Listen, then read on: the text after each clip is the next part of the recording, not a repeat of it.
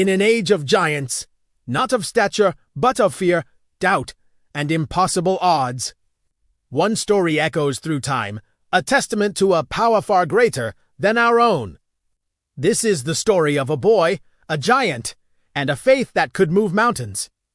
The land of Judah trembled. Day after day, a champion arose from the Philistine camp. A giant named Goliath, his voice a thunderclap of defiance against the armies of Israel.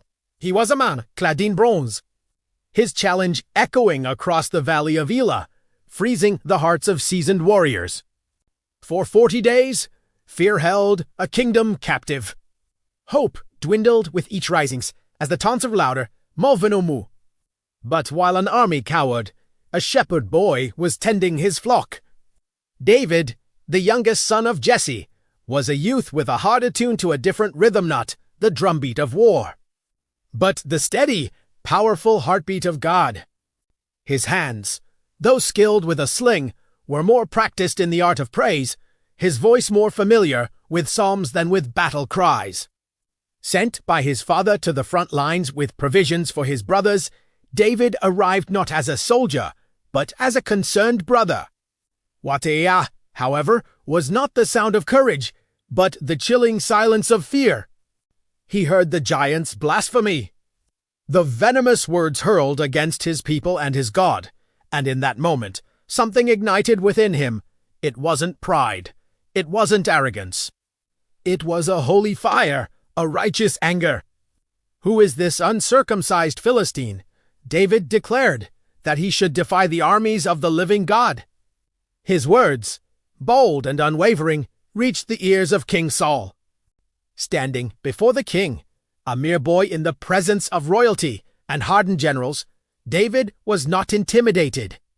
He recounted his battles, not against men, but against the lion and the bear that threatened his flock. He didn't speak of his own strength, but of the Lord who delivered him. The Lord who rescued me from the paw of the lion and the paw of the bear will rescue me from the hand of this Philistine, he proclaimed. Saul, seeing a flicker of hope where there was none, offered David his own armor. But the heavy bronze and iron were a foreign weight. David was not meant to fight in borrowed strength. He took it off and instead walked toward the brook. He chose 5 smooth stones, simple, ordinary stones. To the world, it was a foolish, suicidal act. To David, it was an act of profound trust. He was stepping onto the battlefield armed, not with steel, but with unshakable faith. As David approached, Goliath looked down and sneered. The sight of a ruddy boy with a shepherd's staff was an insult. "Am I a dog, that you come to me with sticks?"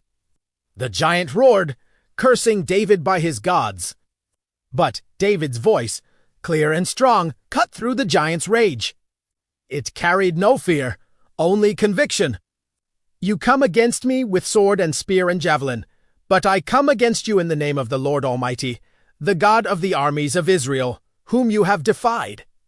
This day the Lord will deliver you into my hands, and the whole world will know that there is a God in Israel."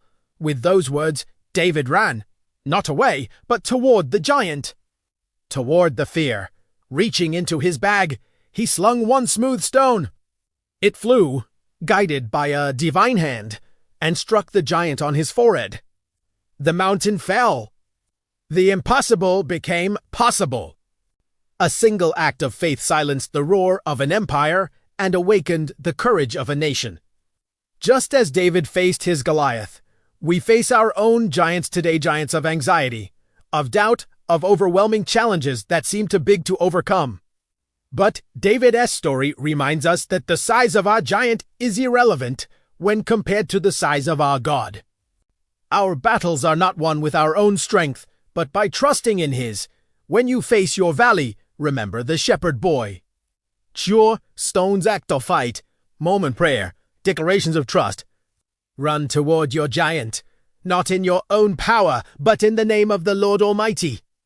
For with God, every giant must fall. Thank you for watching.